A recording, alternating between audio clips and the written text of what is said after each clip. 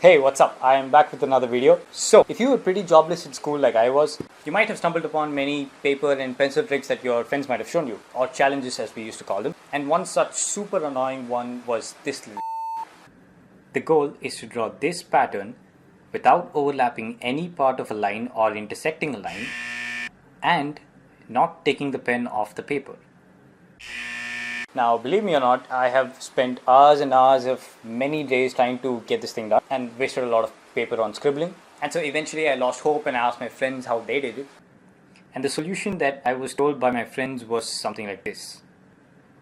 So you do some weird fold of the paper and don't overlap the diagram itself, but go over the paper. And that way you get to finish it right. Now that's pretty annoying, right? But is there a solution to do it without doing this paper folding?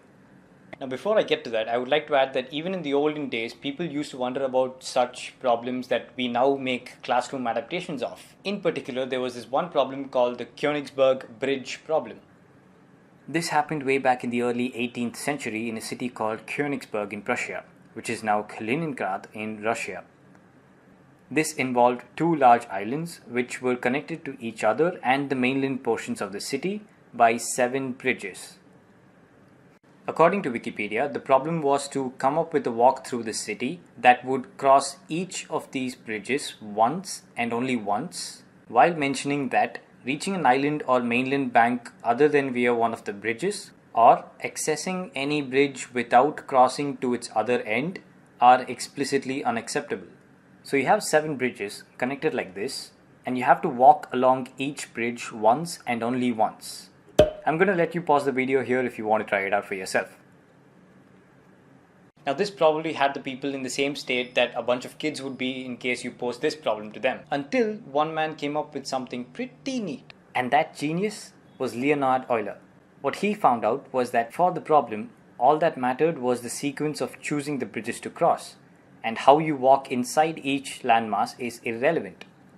So you might as well consider each landmass to be a blob.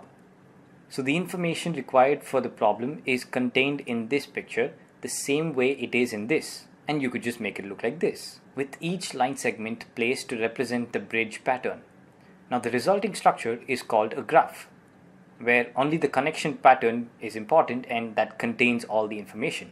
So this means that if you start at one point and you end at another, for every intermediate point you will have to exit the same number of times that you enter it if you want to use each bridge only once. That means that each such intermediate point will have bridges in pairs. Now as for the endpoints, you can either have an odd number of bridges at the endpoints, or you could also have an even number of bridges at the endpoints, so you could finish at your starting point itself. So what this means is that you can either have 0 points with odd bridges, or you can only have 2 points, that's your start and the end point, with odd number of bridges, and every point in between has to have even number of bridges.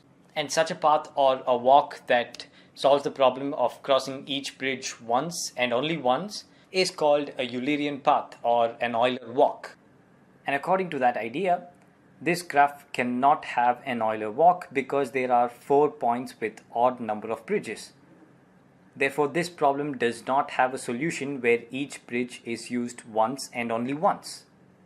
And this literally laid the foundation for an area of mathematical research called graph theory. That is a field that is really important for things like, say, computer science or anything that involves a lot of data analysis. Now, going back to our problem of this weird design, let's look at it from the perspective of the 7-bridge problem or graph theory. Essentially, a person walking from one land to another is nothing but a pencil moving from one node or a point to another without being lifted from the paper. And not overlapping any part of the line is basically saying that you cannot cross the bridge more than once. We have 5 nodes or places, and we have 4 plus 4 plus 4 edges or bridges, with each of the corner nodes having 5 edges connected to it, and this center node having 4 edges connected to it. Now the solution to the problem is only possible if there exists a Eulerian path or an Euler walk in the structure. Clearly, for that to happen, you can only have 0 or 2 points with odd number of edges connecting it, but here we have 4 points with odd number of edges.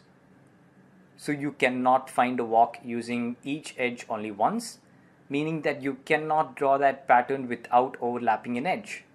Graph theory clearly shows you that there is no solution to it. Unless, of course, you do some weird paper folding thing that means that you are trying to make the man fly above the bridge or, say, swim across it without having to use one of the bridges. And which was clearly stated in the problem that it was unacceptable. Now, when I learned this, I was just truly taken aback by how well it connected with all my efforts going in vain. So if you were a victim of this puzzle like I was, it's time that we cross that bridge to realize that we didn't find a solution to it, not because we're dumb, but because there is no solution to it. And the next time someone asks us to do such a puzzle, perhaps we will be less puzzled and more informed, so we solve it without getting tricked.